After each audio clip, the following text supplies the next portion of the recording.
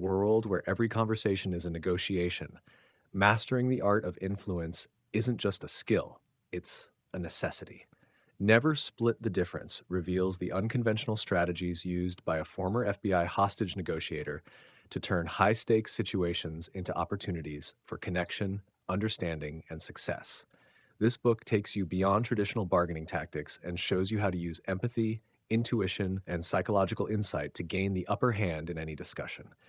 Get ready to learn how to listen like your life depends on it. Ask the right questions and uncover the hidden truths that will transform the way you negotiate and live. Chapter 1: The New Rules. Negotiation had always been taught as a logical exercise, two rational parties exchanging information and reaching a reasonable agreement.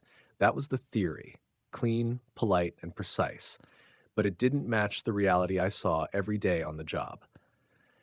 For over 2 decades as an FBI hostage negotiator, I was thrown into the most intense situations imaginable. A man barricaded in a Brooklyn apartment with his girlfriend, armed robbers with hostages in a bank, terrorists overseas threatening to kill innocents. In these moments, I wasn't negotiating with spreadsheets. I was negotiating with raw, unpredictable human emotions. And it was in those moments that I realized the truth. Emotion, not logic, governs every aspect of a negotiation. The old rules failed because they ignored what people are actually like. People aren't calculators. They're driven by their fears, hopes, insecurities, egos, and instincts. So I had to forget everything I thought I knew about negotiating. I had to learn the new rules, the real rules. And it started with understanding this: negotiation is not a problem to be solved, it's a person to be understood. I didn't learn that in a classroom. I learned it in 2003 in a Harvard classroom, not as a student, but as an outsider. I was invited to a negotiation course taught by the best minds in the field, academics who had studied every model, every framework, and every theory. They were brilliant, but they had never talked a terrorist off a ledge. They gave me a case: negotiate with a hypothetical kidnapper. I responded the only way I knew how, using the FBI's real-world techniques. I mirrored, I labeled emotions, I used calibrated questions. When I finished, the room fell silent. They were stunned. Not because I was clever, but because my tools were simple and profoundly effective. I hadn't argued or reasoned my way to a deal. I had created connection, and that's what they hadn't seen coming. You see, negotiation isn't an act of battle. It's a process of discovery. The goal isn't to win by crushing the other side. It's to understand them, get them talking, let them reveal their needs, their fears, and what they're hiding. Every word, every pause, every hesitation gives you information. If you're listening, most people don't. They're too focused on their own goals, their own arguments. That's what the old rules teach. Make your case, push hard, stay rational. But that model falls apart when human emotions enter the room, which they always do. I started to see negotiations not as chess games, but as dynamic, emotional exchanges. I threw away the scripts. I studied behavior. And that led me to the most powerful principle of all: tactical empathy. Tactical empathy is not about agreeing with someone or giving in. It's about recognizing their perspective, acknowledging it, and making them feel understood. When you do that, people lower their guard. They become open. They give you information they didn't plan to share. You create trust, even in hostile situations. That's how I talked people out of bank robberies. Not by yelling, not by threatening, but by listening carefully and responding to their emotions. One time, a man had taken his girlfriend hostage in their apartment. NYPD called us in. He was shouting, paranoid, unstable. We didn't go in guns blazing. We sat outside, made contact, and listened. I mirrored his words. I labeled his fears. Slowly, he calmed. He started trusting me. After several tense hours, he surrendered. No one got hurt. That wasn't luck. That was new rule negotiation. The truth is, everyone wants to be heard, whether it's a terrorist or a CEO, a spouse, or a client, and the need is the same. Do you understand me? The new rules begin by answering yes to that question, not with your words, but with your actions, with empathy, with presence. And here's another truth the old rules ignore: yes is often a lie. We've been trained to chase it. Get them to say yes, and you've won. But how many times has someone said yes just to get you off their back or to end the conversation? Yes can be a trap. It can be meaningless. The better word is no. When someone says no, they feel safe. They feel in control. It gives them power. And when people feel powerful, they stop resisting. That's when the real conversation begins. In one case, a business executive told me, "There's no way we can do that." Most people would panic. I leaned in. What about the deal doesn't work for you? That question opened everything. He started talking freely, sharing concerns, opening doors. No became our starting point, so I stopped fearing no. I welcomed it. The moment someone says it, they stop guarding themselves. That's when the truth starts to leak out. Another trap the old rules fall into is the obsession with certainty and outcomes. But in reality, negotiations are fluid. The key is not to force your agenda, but to adapt in real time. You can't predict what someone will say or how they'll respond, but you can prepare to listen deeply, to be flexible, and to stay calm in uncertainty. That mindset changes everything. These are the new rules. They're not flashy. They don't require you to be the smartest person in the room. They just require you to be the best listener, the most emotionally attuned, the most curious, and they work. I've seen them work in hostage negotiations and in high stakes business deals. I've used them with kidnappers and CEOs. They are universal because emotions are universal. The tools may change depending on the situation, but the principles stay the same.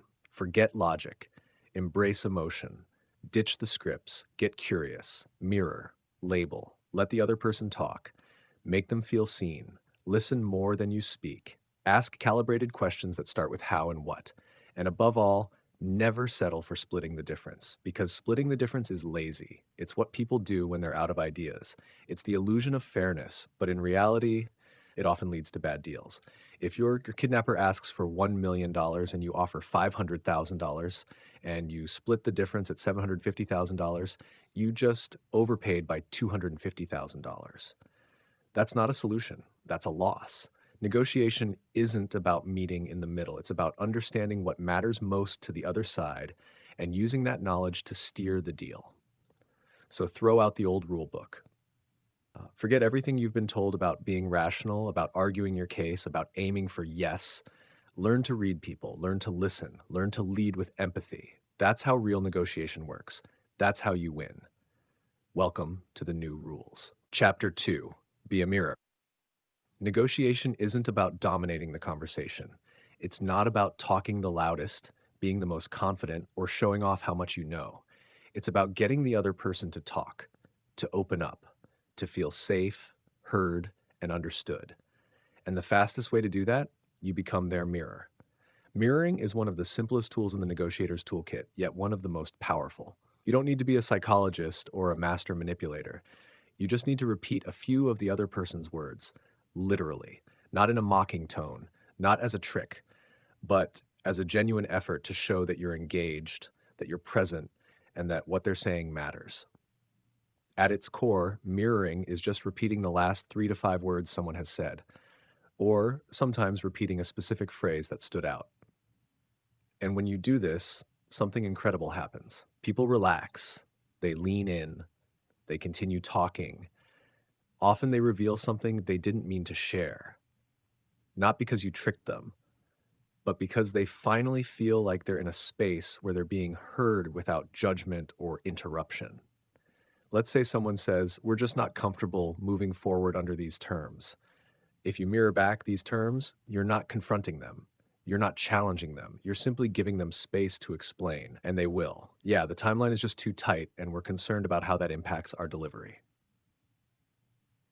Now you've learned something you didn't know 5 seconds ago. You know why they're hesitating, and you didn't have to ask a direct question. You just had to listen and mirror.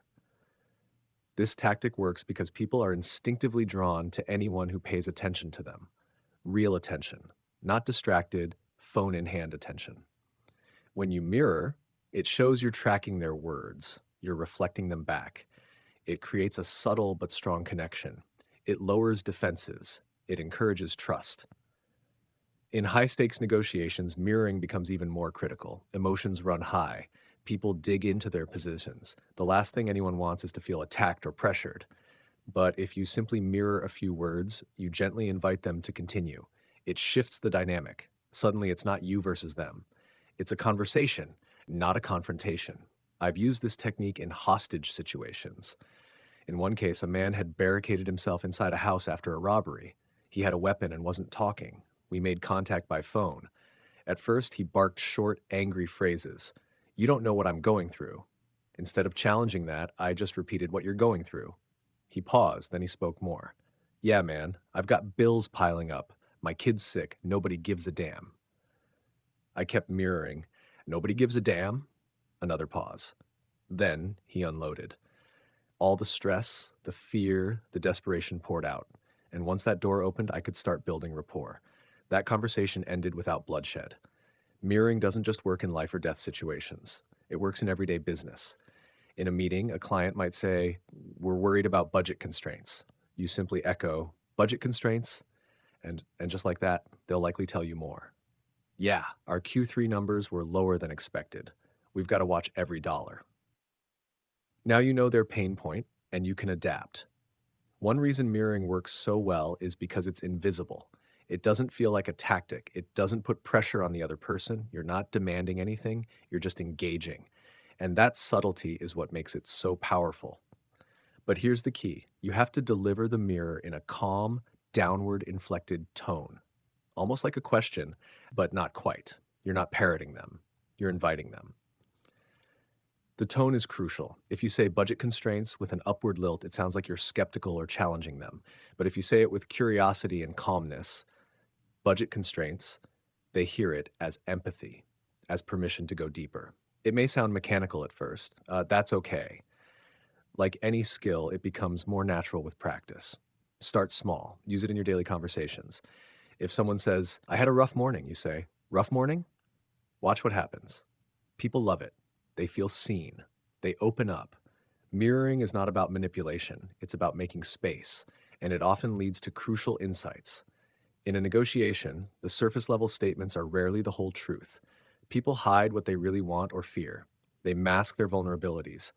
Mirroring helps peel those layers back, gently. Imagine a procurement officer says, "We're not ready to commit at that price." You respond, "That price?" Now you're not defending your offer. You're not arguing. You're gathering information. They might say, "Yeah, it's just that we've got pressure from another vendor who came in lower." Now you know the playing field. Without mirroring, you might have guessed or assumed. With mirroring, they just told you. This tool also gives you time.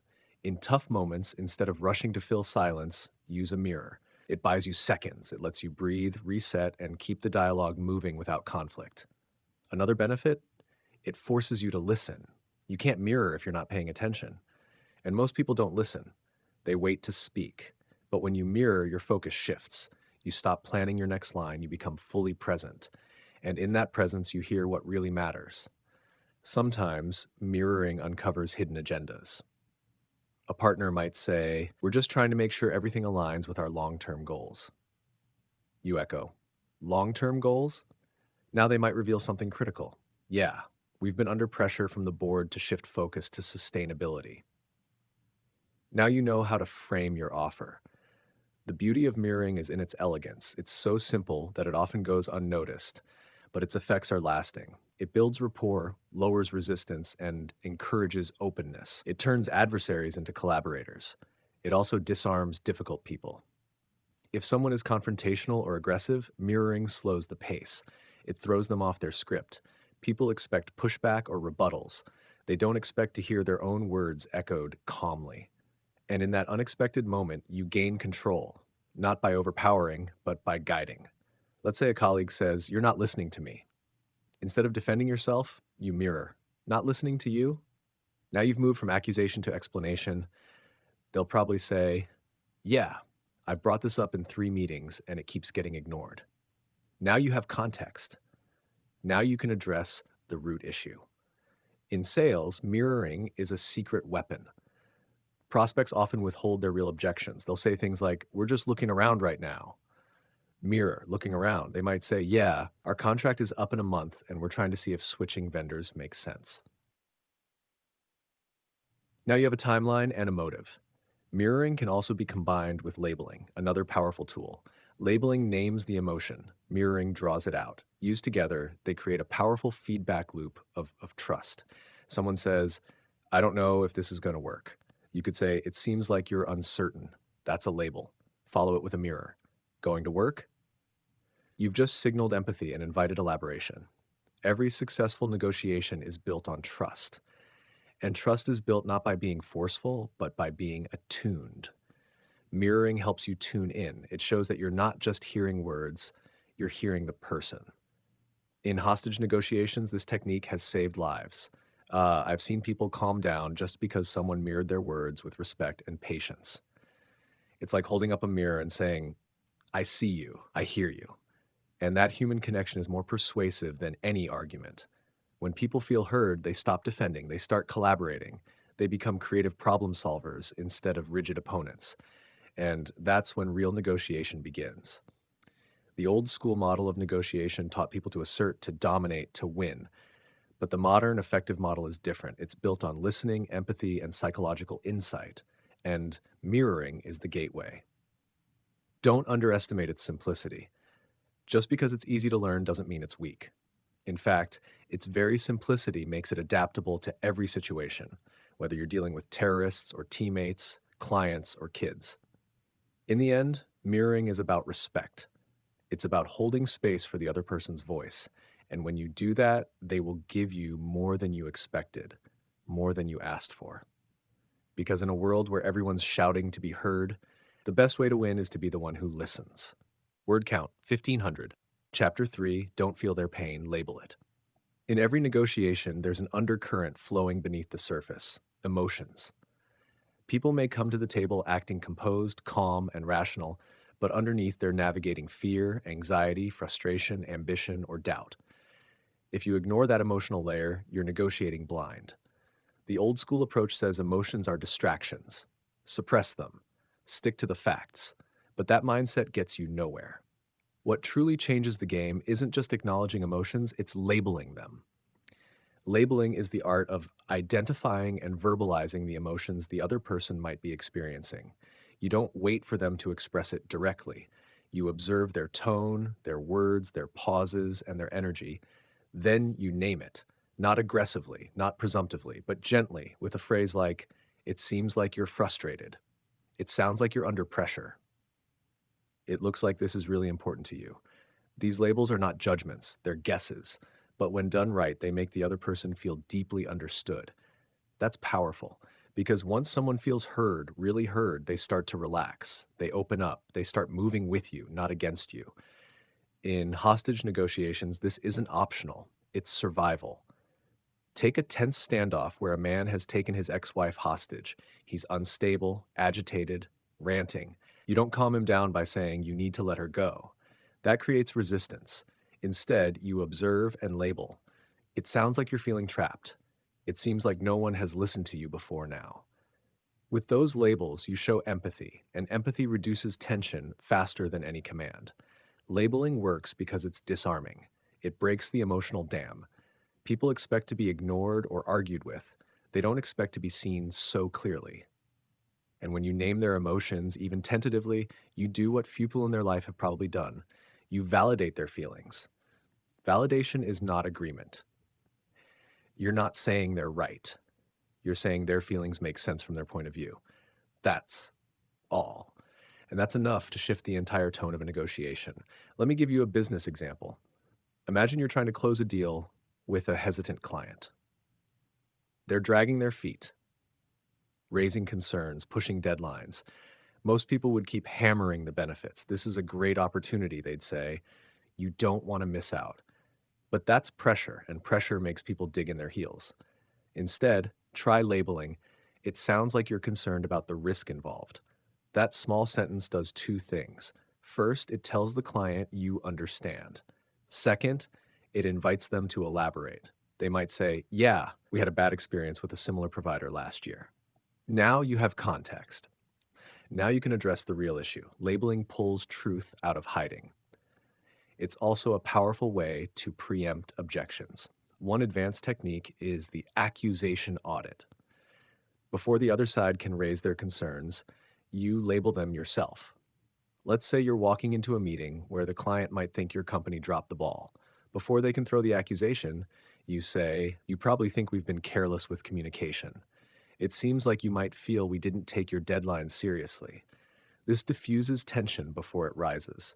When you acknowledge the negatives up front, you take away their power. It's like naming the elephant in the room. Suddenly, it's not so threatening. And more often than not, the other person will respond, "It's not that bad." Or, "Actually, I appreciate you being honest." You've just taken a potential conflict and turned it into a connection.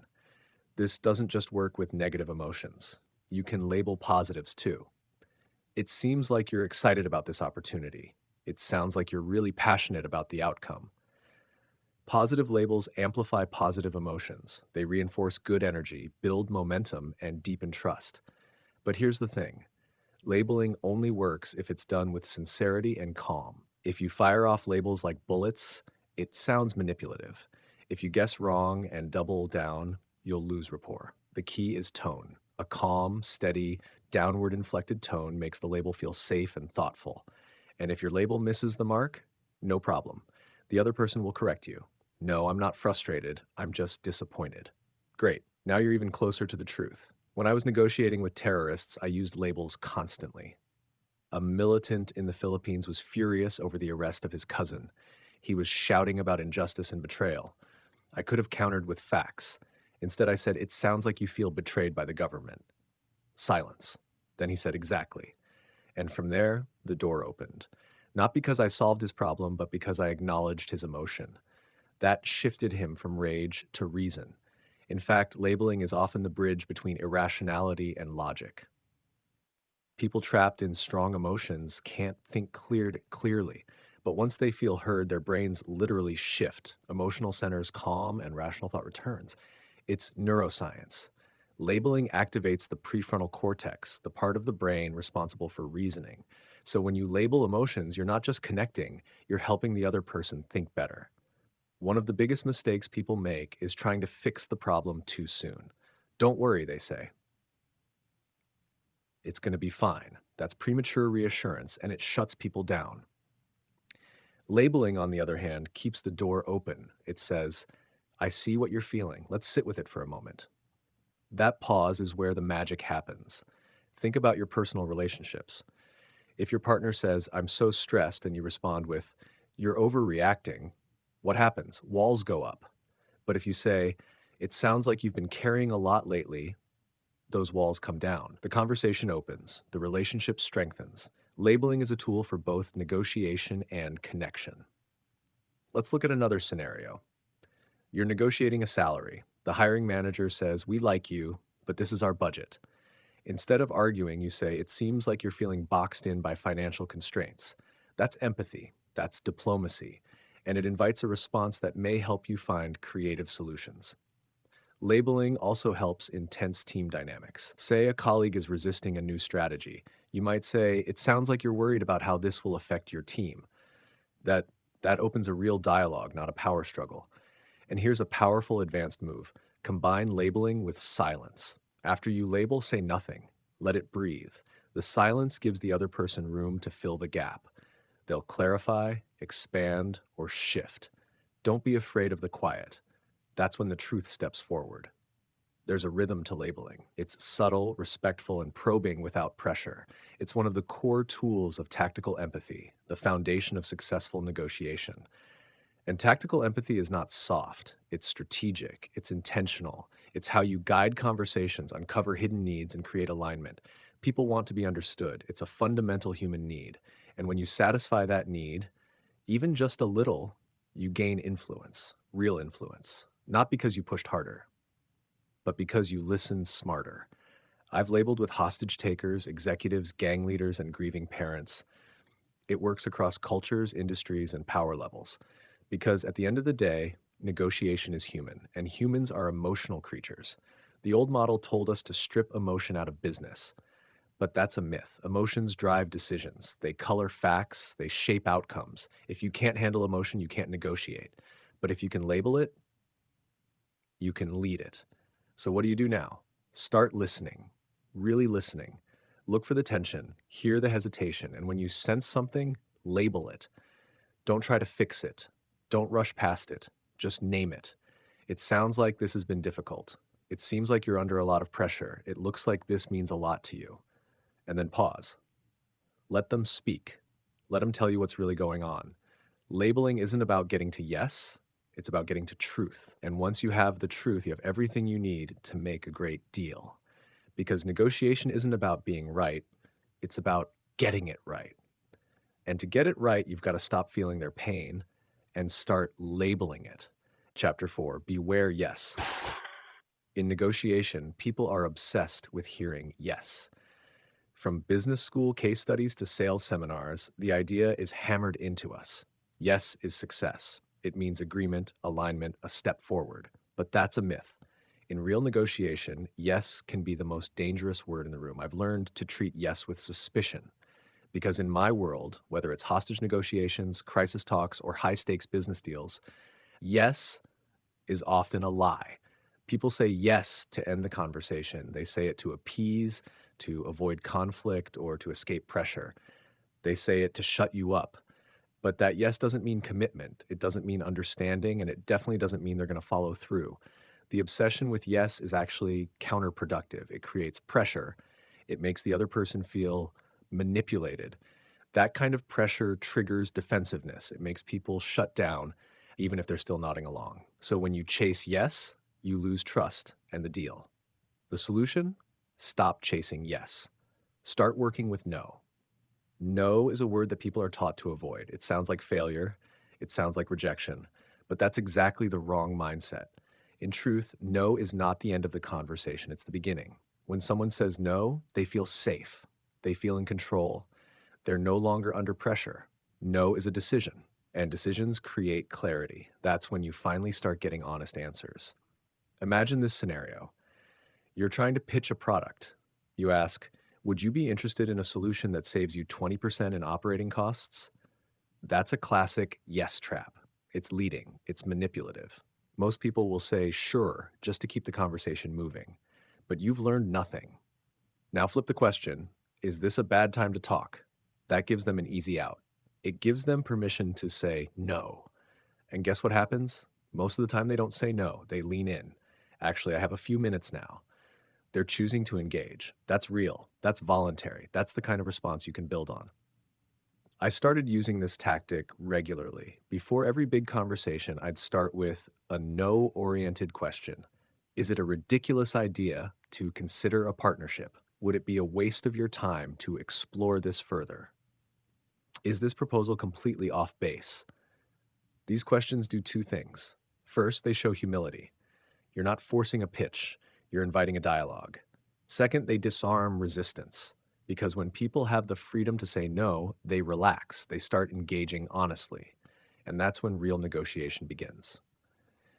I've seen this work in extreme situations. In a kidnapping case, we were trying to get proof of life from a group of militants. They were silent, evasive, no progress. So I asked the negotiator on our team to try something different. Is it unreasonable to ask for a sign that the hostage is still alive? We got a response within hours. Why? Because that question allowed them to feel in control. It wasn't a demand, it wasn't aggressive. It was respectful, cautious, and it offered them a chance to say no without shame. Ironically, that's what got us the yes we needed. In business, the same psychology applies. If you want people to engage, stop pushing them toward yes. Start giving them room to say no. I've had executives tell me, as soon as I feel someone trying to corner me into yes, I mentally shut the door. But if they let me say no, I start listening. Think about how you feel when someone pressures you. Maybe a telemarketer. They won't stop asking leading questions. Wouldn't you like to save money? Don't you care about your future? Your defenses go up. Even if the offer is good, you're ready to hang up. Now imagine they started with, would it be a bad idea to take 30 seconds to hear a new way to lower your bills? You feel different, right? You feel respected. And that feeling changes everything. One of the biggest breakthroughs in my career came when I stopped fearing no. I started welcoming it. I even started using it as a tool. Sometimes I'd purposefully steer a conversation toward no just to clear the air. I'd say, have you given up on this deal? Clients who were stalling would quickly respond, no, not at all. We're just reviewing timelines. Boom. Now we're talking. The trick isn't just in asking the right questions. It's in shifting your mindset. No doesn't mean rejection. It means the other person feels empowered. It means you've created space for a real conversation. You can even build entire negotiations around this idea. Start by giving the other side opportunities to say no. I follow up with calibrated questions, those open-ended how and what questions that invite problem solving. Keep the pressure low and the collaboration high.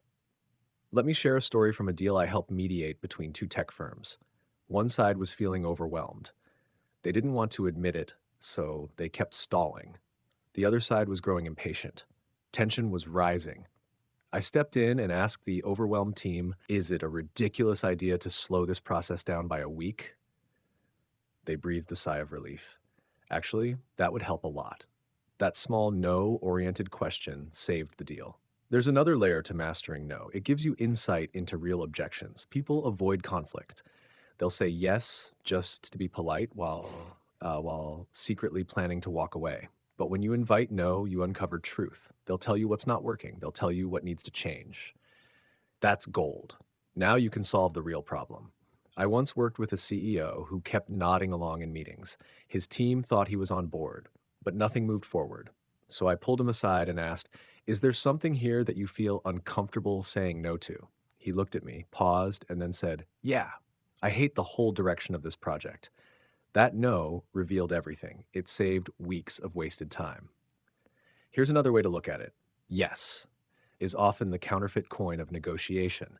It looks good, but it's hollow. No is solid. It's the start of something real. That's why I love the phrase, have you given up on this project? It triggers a gut reaction. People want to defend what they haven't abandoned. No, we haven't given up. Now they're engaged. Now they're telling you what matters. You can apply this idea in everyday life. Think of how many arguments start because someone felt forced into yes.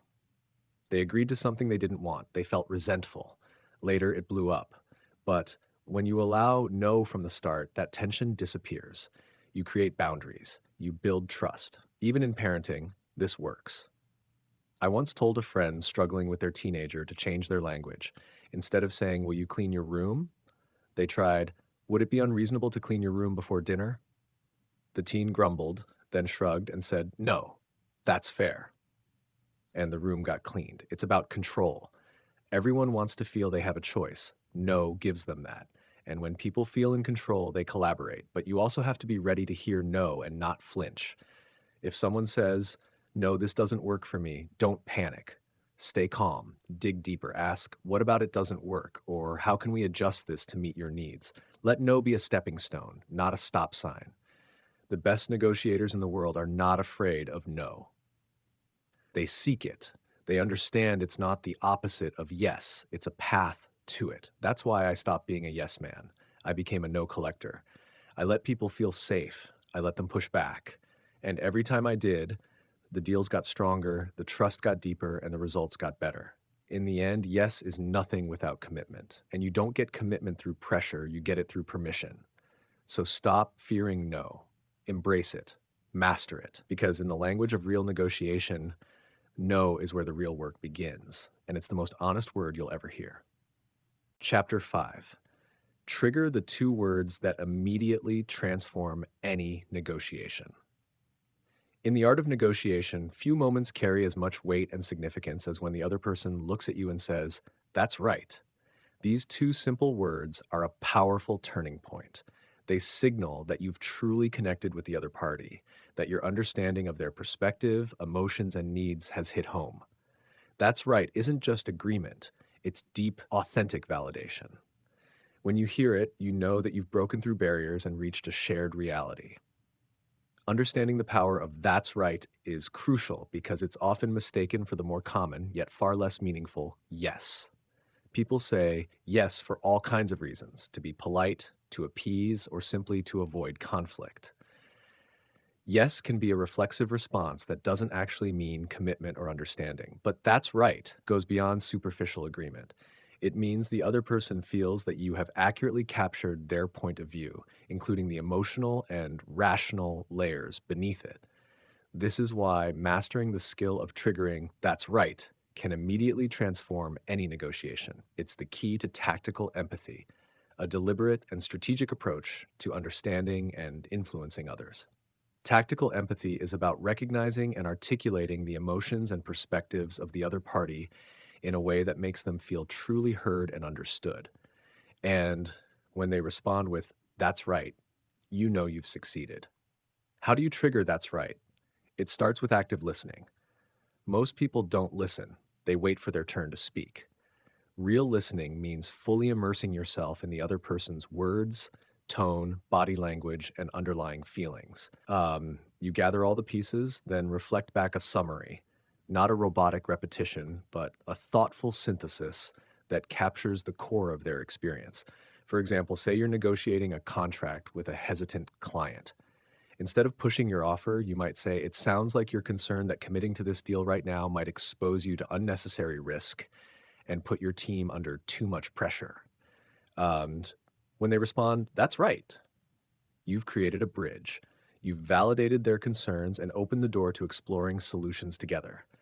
Many negotiators rush to counter objections or push their agenda before earning this kind of authentic buy-in. But facts and figures alone rarely change minds. People need to feel seen and understood first. When you accurately label their emotions and articulate their perspective, you lower defenses and invite collaboration. It's important to note that getting to "that's right" often requires multiple attempts. Your first summary might miss the mark. The other person might say, "No, that's not quite it. That's actually valuable feedback. It's an opportunity to refine your understanding." Don't react defensively. Instead, ask questions like, "What am I missing?" or "Help me understand your perspective better." This deepens rapport and moves you closer to truth. In hostage negotiation, where I spent much of my career, this dynamic is clear. A captor might be angry, scared, or suspicious. If you respond with demands or dismissals, you escalate tension. But if you listen and reflect back their feelings, it sounds like you feel betrayed by those who abandoned you, and they reply, "That's right," you gain critical leverage. You've connected on a human level, and the conversation shifts from confrontation to cooperation. Business negotiations are no different. I once worked with a CEO frustrated by delays in a merger. Instead of arguing about timelines, I said, "You're feeling frustrated because these delays are impacting your company's growth and morale." His response was a quiet, "That's right." That simple acknowledgement opened the door to problem solving rather than finger pointing. Another subtle but vital distinction is that "that's right" signals shared reality, while "you're right" can feel like a concession or defeat. "That's right" is collaborative. It means the other party feels you've gotten on their wavelength, not that you're trying to win or be right. You can use "that's right" strategically to diffuse objections. When someone voices concerns, mirror and label them thoughtfully. For instance, if a client says, "I'm worried about the project timeline," you might respond, "It sounds like you're concerned that this project might not be delivered on time." Hearing "that's right" confirms they feel understood, and you can then move to explore ways to address that concern. Triggering "that's right" works because it taps into a fundamental human need to be understood. When we feel truly understood, our brains release oxytocin, the chemical that fosters trust and bonding. This neurochemical shift makes people more open, collaborative, and receptive. Negotiators, diplomats, therapists all master this approach because it works across cultures and contexts. But the key is authenticity. If your summaries feel mechanical or insincere, you'll backfire. People sense phoniness and distrust follows. It's better to admit when you don't fully understand and ask for clarification than to fake it. Once you hear "that's right," you gain the foundation to guide the negotiation toward mutually beneficial outcomes. The other party stops fighting you and starts working with you. This creates space for creative problem solving, brainstorming, and finding solutions that satisfy everyone. Beyond negotiation, this approach strengthens relationships. People remember how you made them feel more than what you said. Feeling understood builds respect, loyalty, and long-term connection. In short, triggering "that's right" is about mastering empathy, patience, and skillful reflection. It requires slowing down, focusing deeply, and communicating with clarity and compassion. Negotiation isn't about winning arguments, it's about finding shared truths and building bridges. And those two words tell you when you've succeeded. Chapter 6: Bend Their Reality. In negotiation, the hard truth is that facts and logic alone rarely determine outcomes. People don't make decisions purely on cold calculations. They make them on emotion, perception, and the way information is framed. If you want to be a master negotiator, you have to learn how to bend their reality. That means influencing the way the other party perceives the deal, the value, the risk, and even the future. Bending reality is about more than just persuasion. It's about reshaping the other person's mental map so they see the negotiation your way. You don't force their hand, you gently guide their perspective. When done right, it feels natural to them, even inevitable. One of the first concepts to understand here is loss aversion. Research shows that people hate losses more than they love gains. Losing $100 hurts more than gaining $100 feels good. This innate bias means that framing proposals to minimize perceived loss and highlight potential losses if they don't act can be incredibly powerful. For example, instead of saying you can gain a 10% discount if you sign today, you might say, if you wait, you'll lose the opportunity to save 10%. The second phrasing triggers the fear of loss, which is a stronger motivator than the promise of gain. Another powerful tool is anchoring. The first number you present in a negotiation sets the tone and limits the range of possible outcomes. For example, if you start with a high price, the other party's counteroffers will likely be higher than if you started low. Anchors don't have to be explicit, they can be subtle references or comparisons. Anchoring works because our brains rely heavily on the first piece of information they receive. Once anchored, all future judgments adjust around that reference point, even if it's arbitrary. So when you bend reality, you control the anchor. Time is another way to bend reality. Deadlines, scarcity, and urgency create pressure that changes how people perceive the value and risk of a deal. If you make the other party feel that the opportunity is rare or fleeting, they are more likely to act decisively. But be careful. Fake deadlines or pressure can backfire if exposed. Authenticity is key. Real deadlines or genuine scarcity are far more effective. Loss aversion, anchoring, and time are foundational. But bending reality also involves reframing. Reframing is the art of changing the context or meaning of a situation so it appears more favorable to you. For example, if someone complains about price, you might reframe by emphasizing total value. While the upfront cost is higher, the long-term savings and support make this the most cost-effective choice. You shift the conversation from price alone to overall worth. Another reframe could turn a potential obstacle into an advantage. Imagine a project with a tight deadline. Instead of focusing on the risk, you might say, this tight schedule pushes us to innovate and deliver faster than anyone else in the market. You change the narrative from stress to opportunity. Emotional framing is vital. People buy feelings, not products. When you tap into feelings, security, pride, fear, ambition, you bend their reality in profound ways. For instance, instead of selling a software upgrade, you sell peace of mind and control. Storytelling is a potent way to reframe and bend reality.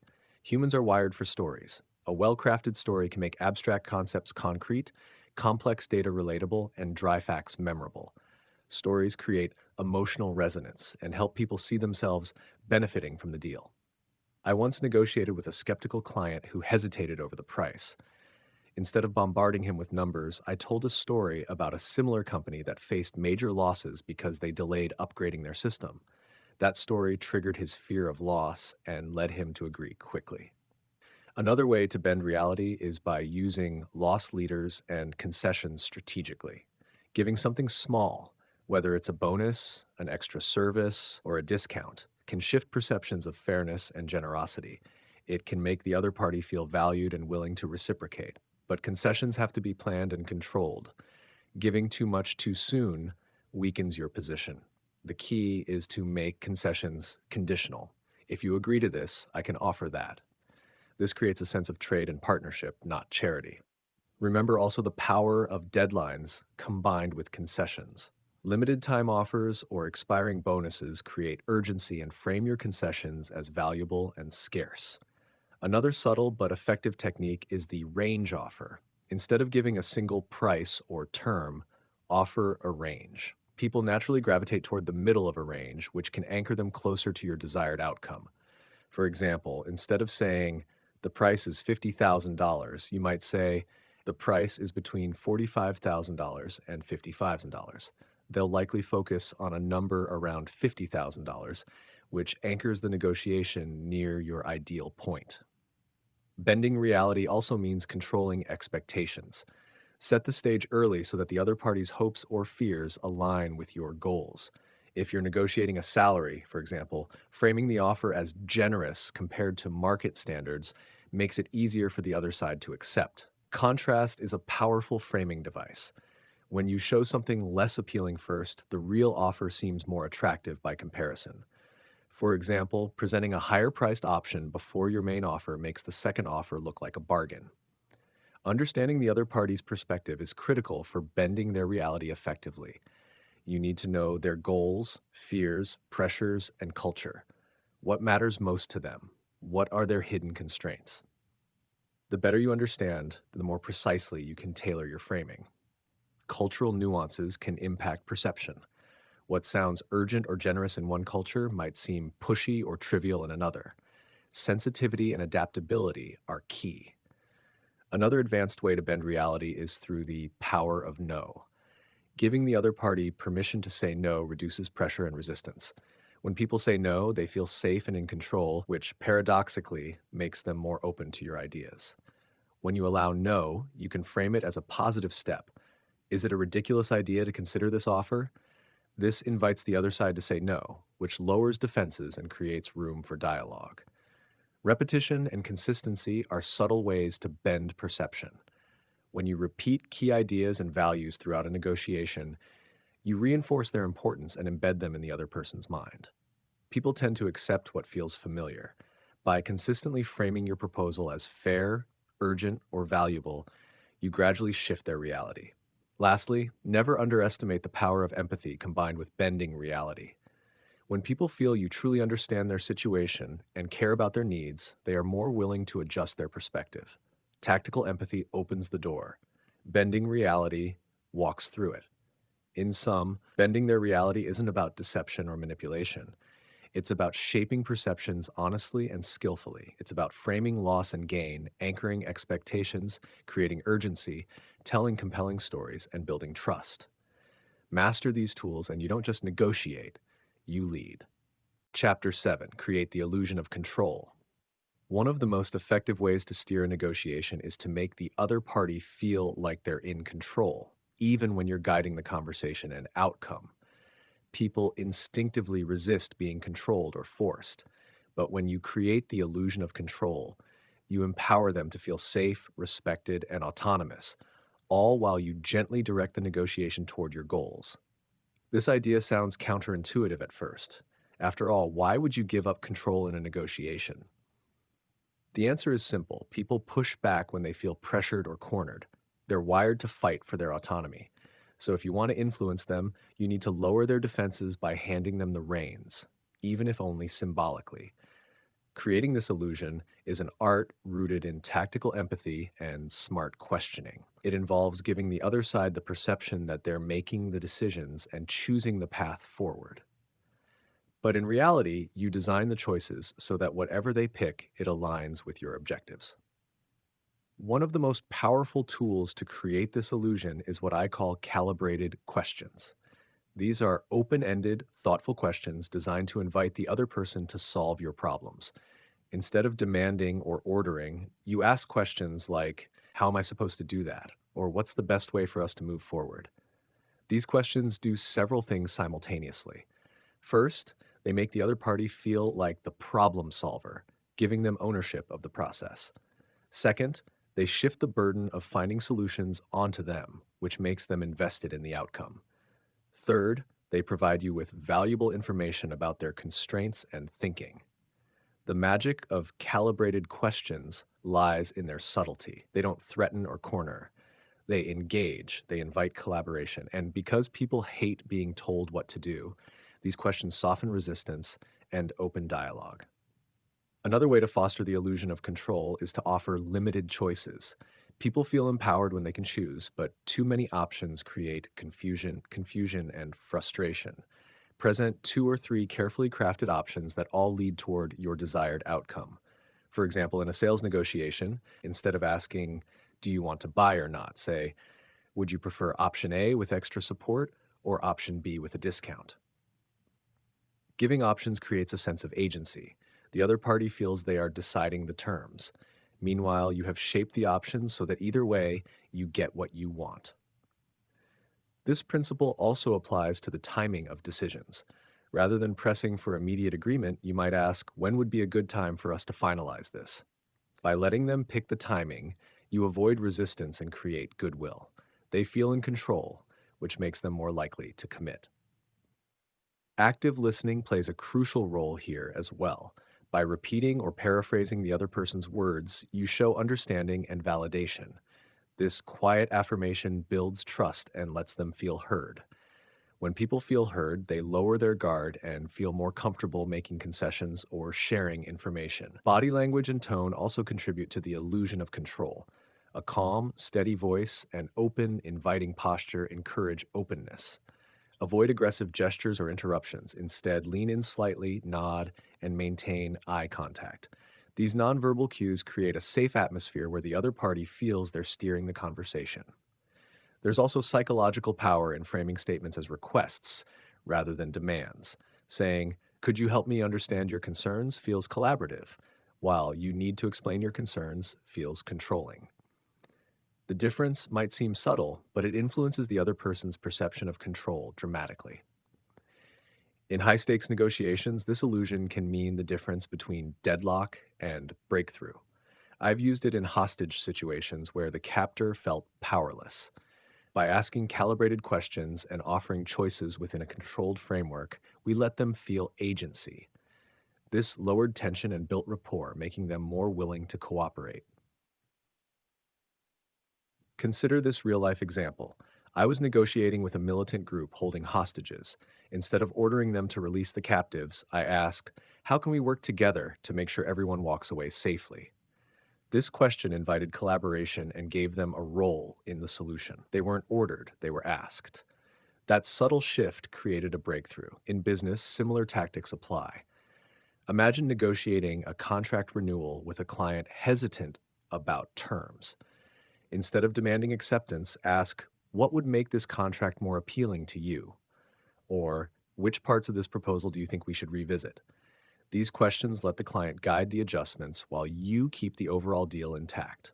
The illusion of control also extends to how you handle objections. When the other side pushes back, instead of arguing, respond with a calibrated question. What's the biggest obstacle you see here? Or, how can we address your concerns so we both succeed? These questions empower the other party to express their worries and collaborate on solutions. An important aspect is managing your own need for control. If you come across as desperate or rigid, you lose credibility and leverage. Calm confidence conveys that you're in charge but not desperate to dominate. This balanced stance encourages the other side to engage on your terms while feeling respected. It's also essential to avoid ultimatums or threats, which destroy the illusion of control and create resistance. Even if you have leverage, wield it wisely. Subtlety trumps force in most negotiations. Timing and patience matter too. Sometimes, the best way to create the illusion of control is to step back and let the other party take the lead. Silence is powerful. When you ask a calibrated question, then pause and listen. You give space for the other person to fill in with ideas, concessions, or agreements. Silence makes people uncomfortable, so they naturally want to break it. Often, they reveal more than they intended or offer solutions you can leverage. Another technique is labeling, naming the emotions or concerns you detect. When you say, it seems like you're worried about the timeline, you validate their feelings and make them feel safe.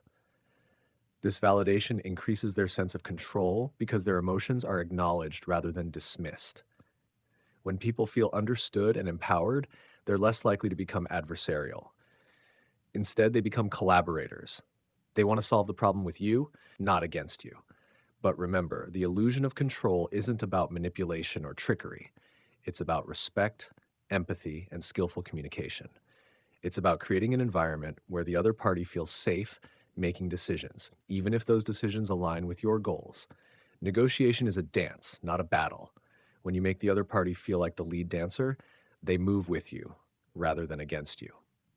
In summary, creating the illusion of control is a powerful strategy that combines calibrated questions, limited choices, active listening, empathy, patience, and subtle framing. When mastered, it turns negotiation from confrontation into collaboration and dramatically increases your chances of success. Chapter 7: Create the illusion of control. One of the most effective ways to steer a negotiation is to make the other party feel like they're in control, even when you're guiding the conversation and outcome. People instinctively resist being controlled or forced. But when you create the illusion of control, you empower them to feel safe, respected, and autonomous, all while you gently direct the negotiation toward your goals. This idea sounds counterintuitive at first. After all, why would you give up control in a negotiation? The answer is simple. People push back when they feel pressured or cornered. They're wired to fight for their autonomy. So if you want to influence them, you need to lower their defenses by handing them the reins, even if only symbolically. Creating this illusion is an art rooted in tactical empathy and smart questioning. It involves giving the other side the perception that they're making the decisions and choosing the path forward. But in reality, you design the choices so that whatever they pick, it aligns with your objectives. One of the most powerful tools to create this illusion is what I call calibrated questions. These are open-ended, thoughtful questions designed to invite the other person to solve your problems. Instead of demanding or ordering, you ask questions like, how am I supposed to do that? Or what's the best way for us to move forward? These questions do several things simultaneously. First, they make the other party feel like the problem solver, giving them ownership of the process. Second, they shift the burden of finding solutions onto them, which makes them invested in the outcome. Third, they provide you with valuable information about their constraints and thinking. The magic of calibrated questions lies in their subtlety. They don't threaten or corner, they engage, they invite collaboration. And because people hate being told what to do, these questions soften resistance and open dialogue. Another way to foster the illusion of control is to offer limited choices. People feel empowered when they can choose, but too many options create confusion and frustration. Present 2 or 3 carefully crafted options that all lead toward your desired outcome. For example, in a sales negotiation, instead of asking, do you want to buy or not, say, would you prefer option A with extra support or option B with a discount? Giving options creates a sense of agency. The other party feels they are deciding the terms. Meanwhile, you have shaped the options so that either way, you get what you want. This principle also applies to the timing of decisions. Rather than pressing for immediate agreement, you might ask, when would be a good time for us to finalize this? By letting them pick the timing, you avoid resistance and create goodwill. They feel in control, which makes them more likely to commit. Active listening plays a crucial role here as well. By repeating or paraphrasing the other person's words, you show understanding and validation. This quiet affirmation builds trust and lets them feel heard. When people feel heard, they lower their guard and feel more comfortable making concessions or sharing information. Body language and tone also contribute to the illusion of control. A calm, steady voice and open, inviting posture encourage openness. Avoid aggressive gestures or interruptions. Instead, lean in slightly, nod, and maintain eye contact. These nonverbal cues create a safe atmosphere where the other party feels they're steering the conversation. There's also psychological power in framing statements as requests rather than demands. Saying, could you help me understand your concerns, feels collaborative, while you need to explain your concerns feels controlling. The difference might seem subtle, but it influences the other person's perception of control dramatically. In high-stakes negotiations, this illusion can mean the difference between deadlock and breakthrough. I've used it in hostage situations where the captor felt powerless. By asking calibrated questions and offering choices within a controlled framework, we let them feel agency. This lowered tension and built rapport, making them more willing to cooperate. Consider this real-life example. I was negotiating with a militant group holding hostages. Instead of ordering them to release the captives, I asked, how can we work together to make sure everyone walks away safely? This question invited collaboration and gave them a role in the solution. They weren't ordered, they were asked. That subtle shift created a breakthrough. In business, similar tactics apply. Imagine negotiating a contract renewal with a client hesitant about terms. Instead of demanding acceptance, ask what would make this contract more appealing to you? Or which parts of this proposal do you think we should revisit? These questions let the client guide the adjustments while you keep the overall deal intact. The illusion of control also extends to how you handle objections. When the other side pushes back, instead of arguing, respond with a calibrated question. What's the biggest obstacle you see here? Or how can we address your concerns so we both succeed? These questions empower the other party to express their worries and collaborate on solutions. An important aspect is managing your own need for control. If you come across as desperate or rigid, you lose credibility and leverage. Calm confidence conveys that you're in charge, but not desperate to dominate. This balanced stance encourages the other side to engage on your terms while feeling respected. It's also essential to avoid ultimatums or threats, which destroy the illusion of control and create resistance. Even if you have leverage, wield it wisely. Subtlety trumps force in most negotiations. Timing and patience matter too. Sometimes, the best way to create the illusion of control is to step back and let the other party take the lead. Silence is powerful. When you ask a calibrated question, then pause and listen, you give space for the other person to fill in with ideas, concessions, or agreements. Silence makes people uncomfortable, so they naturally want to break it. Often, they reveal more than they intended or offer solutions you can leverage. Another technique is labeling, naming the emotions or concerns you detect. When you say, "It seems like you're worried about the timeline," you validate their feelings and make them feel safe. This validation increases their sense of control because their emotions are acknowledged rather than dismissed. When people feel understood and empowered, they're less likely to become adversarial. Instead, they become collaborators. They want to solve the problem with you, not against you. But remember, the illusion of control isn't about manipulation or trickery. It's about respect, empathy, and skillful communication. It's about creating an environment where the other party feels safe making decisions, even if those decisions align with your goals. Negotiation is a dance, not a battle. When you make the other party feel like the lead dancer, they move with you rather than against you. In summary, creating the illusion of control is a powerful strategy that combines calibrated questions, limited choices, active listening, empathy, patience, and subtle framing. When mastered, it turns negotiation from confrontation into collaboration and dramatically increases your chances of success. Chapter 8: The Execution. Negotiation doesn't end when you shake hands or sign a contract. The deal isn't done until both sides follow through. Too often, agreements fall apart after the ink dries because the details of execution weren't carefully managed. Guaranteeing execution is about making sure the agreement turns into action and success. This is one of the toughest parts of negotiation. People are good at agreeing when it feels good, but sticking to commitments when pressures, distractions, or second thoughts arise is a different story. Without clear steps, accountability, and mutual understanding, deals unravel. To guarantee execution, you have to think beyond the deal itself. You need to design the process to make it easy, clear, and compelling for both parties to follow through. The first step is to clarify the why. People are motivated by reasons, not rules. If both sides understand the purpose behind the deal, the shared goals, the benefits, the risks of failure, they're more likely to stay committed. Spend time confirming that everyone agrees on why the deal matters and what success looks like. I often ask, what will success look like on your end? Or how will we know this deal worked for you? These questions get both sides thinking about outcomes, not just terms. When people own the vision, they own the execution. Next, break down the agreement into clear, actionable steps. Vague promises are useless. Each party should know exactly what they need to do, by when and how. This includes deadlines, deliverables, responsibilities, and communication protocols.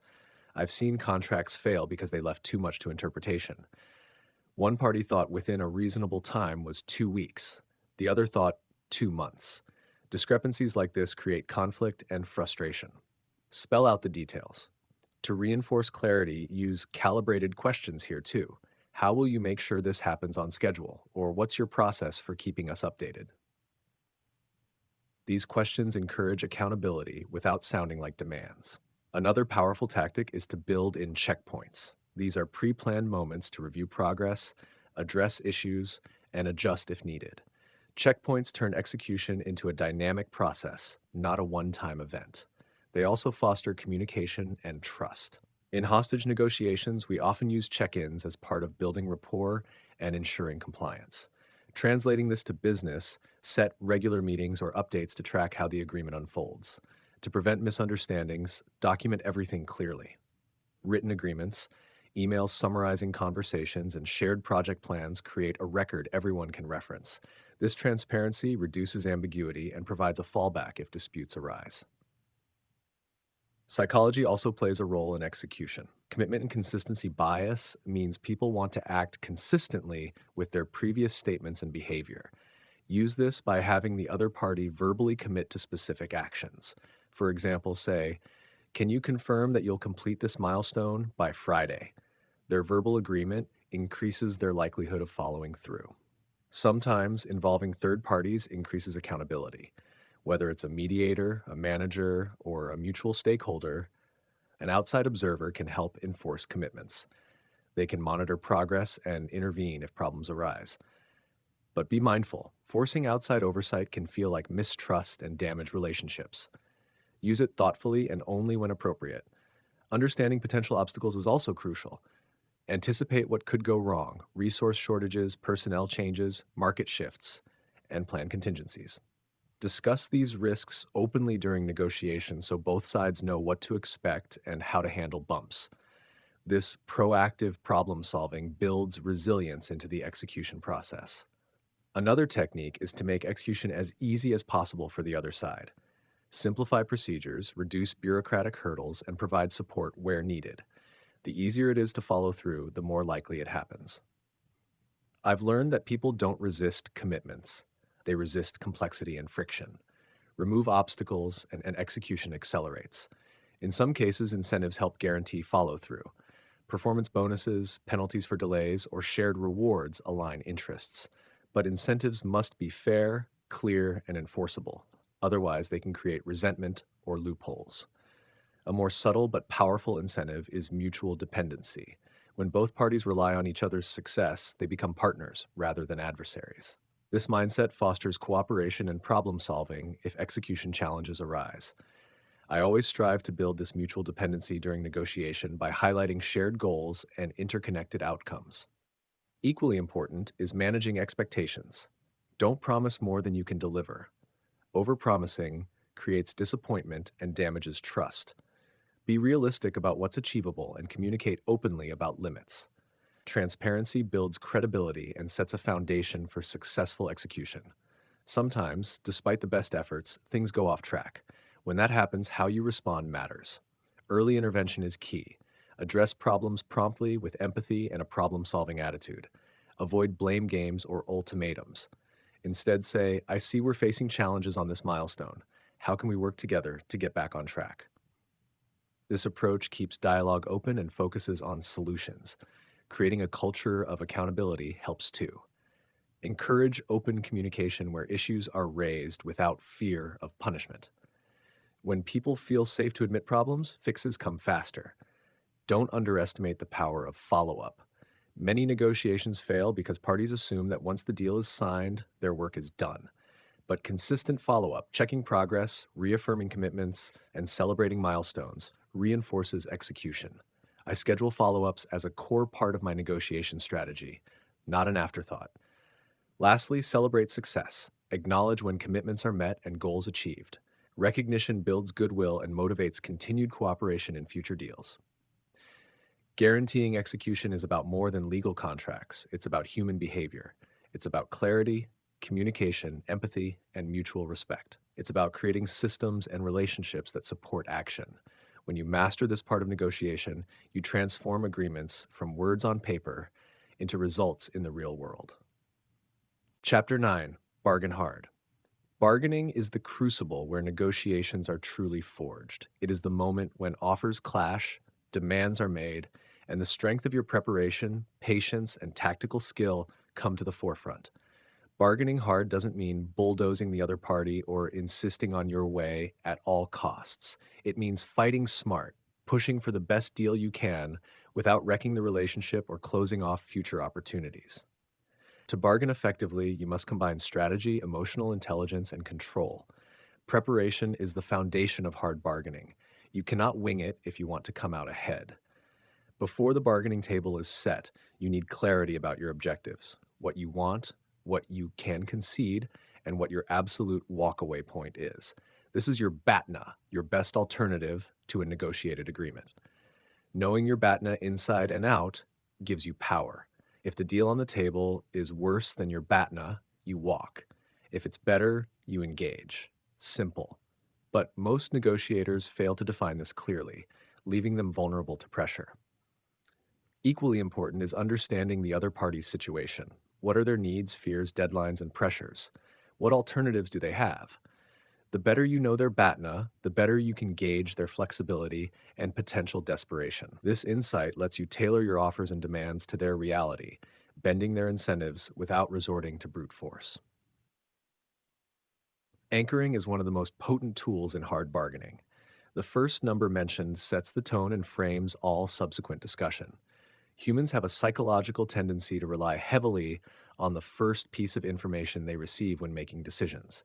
This is the anchoring effect. Whether in price, terms, or conditions, the initial offer acts as a mental benchmark around which negotiation revolves. To bargain hard, you want to control the anchor. If you start too low, you might insult the other party or kill the deal. If you start too high, you risk losing credibility. Finding the right opening offer is an art. It should be aggressive enough to leave room for concessions, but reasonable enough to keep the other side engaged. Once you anchor, resist the temptation to quickly move to your final position. Bargaining is about movement and signaling. Your initial offer is a message about where you stand and your expectations. Make it clear that this is just a starting point and that you're open to discussion. This keeps the other party at the table and prevents deadlock. Patience is a hidden weapon in bargaining hard. The pressure to close the deal quickly often leads negotiators to rush and give up leverage. But silence and waiting can be powerful. When you make an offer, pause. Let the other side absorb and react. People hate silence and often fill it with concessions or revealing information. Use calibrated questions to invite the other side to justify their position or suggest how to bridge gaps. Asking, "How does that work for you?" or "What's the biggest obstacle here?" pulls them into problem-solving mode rather than confrontation. This subtle shift builds cooperation while you hold your ground. Another key element is controlled concession. Bargaining isn't about winning every point. It's about managing give and take to create a deal both parties accept. Concessions should never be automatic or emotional responses. Each one must be strategic, conditional, and reciprocated. Before giving anything away, make sure you get something in return. This principle, called reciprocity, is fundamental. If you concede on price, ask for faster payment terms or a longer contract. If you relax deadlines, request exclusivity or volume commitments. This keeps the negotiation balanced and prevents you from losing value. Framing concessions as gains for the other party rather than losses for you also helps. For example, instead of saying, "I'll lower the price," say, "I'm willing to invest in your success by adjusting the price." This reframing softens resistance and maintains your strength. Beware of splitting the difference as a default strategy. It sounds fair, but often leaves money on the table. Hard bargainers understand the value of exploring the issues behind the numbers and looking for creative solutions rather than defaulting to the midpoint. Timing your concessions is critical.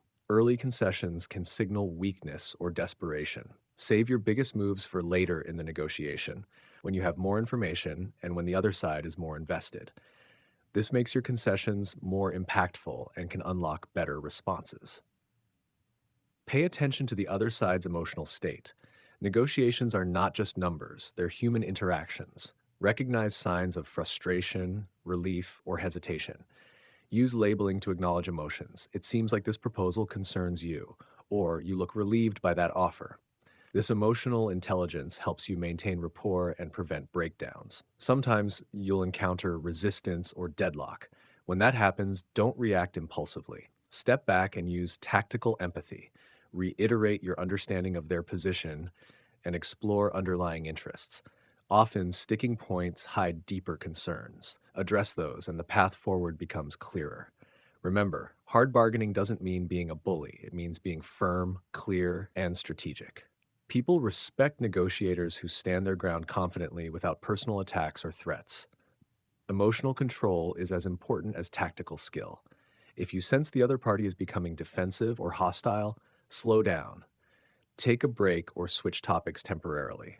Maintaining a collaborative atmosphere is vital for hard bargaining to succeed.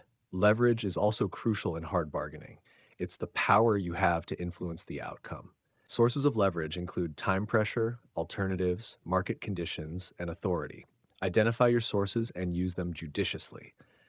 Don't overplay leverage or appear arrogant. Instead, subtly remind the other side of your strengths. For example, if you have competing offers, you might say, "We're reviewing several proposals and we want to find the best fit."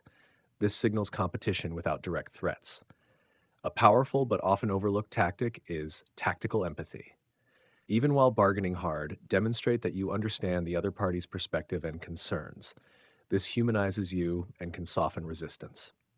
The paradox is that empathy and toughness go hand in hand. You can be both tough on issues and respectful toward people. Finally, always keep your eyes on the big picture.